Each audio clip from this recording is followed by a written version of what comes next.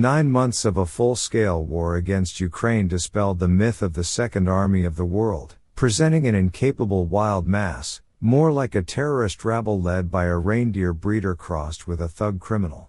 During these months, according to Forbes, Russia spent $82 billion on the war. At the same time, in 2021, all of Russia's budget revenues amounted to $340 billion. That is, the Kremlin has already spent a quarter of last year's income on military operations, and more than $14 billion was spent on missiles alone. Rashist rocket attacks emphasized the inhumanity of the aggressor, hitting civilian targets and critical infrastructure indiscriminately. But even de-energized Ukraine did not give up. It's better to live without heat, light and water than in the arms of an imperial maniac. It seems that politicians in the West are beginning to understand the nature of the phenomenon that the world is facing. The European Parliament adopted a resolution recognizing Russia as a state sponsor of terrorism.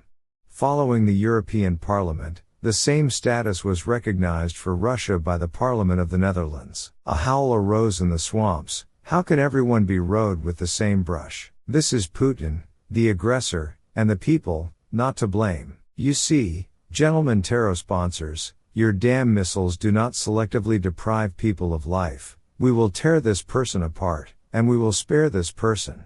Your rockets kill everyone, including babies. Therefore, on the territory of Russia, everyone who pays taxes or in some way comes into contact with the fascist state, buying or selling something, is now considered to be sponsors of terrorism.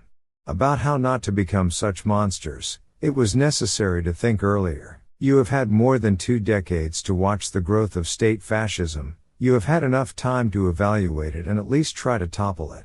But you didn't. Even worse, the majority of the population merged with fascism in an ecstatic fit and began to zigging loftily. According to the FOM, 75% approve of Putin's activities right now. So the minority, which does not decide anything, smoothly passed into the status of statistical error. Somewhere Russian Vanya was killed? Who cares? During his life, he did not influence anything. But the terrorist boys fluffed up and brandished all the sledgehammers, sending information cases to the European Parliament.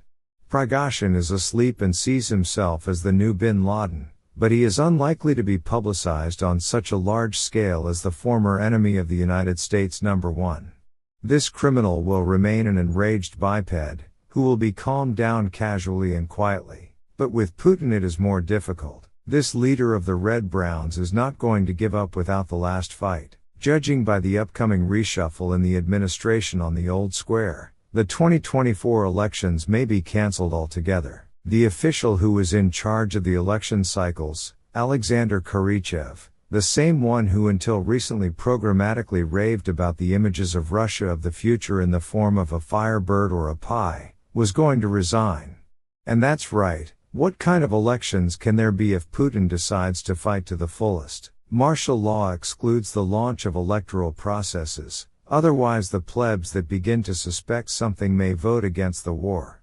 One country, one war, one Godfather, and death, too, is one. Only you will die first, and Godfather, not necessarily. He is a historical figure, you can't reach him.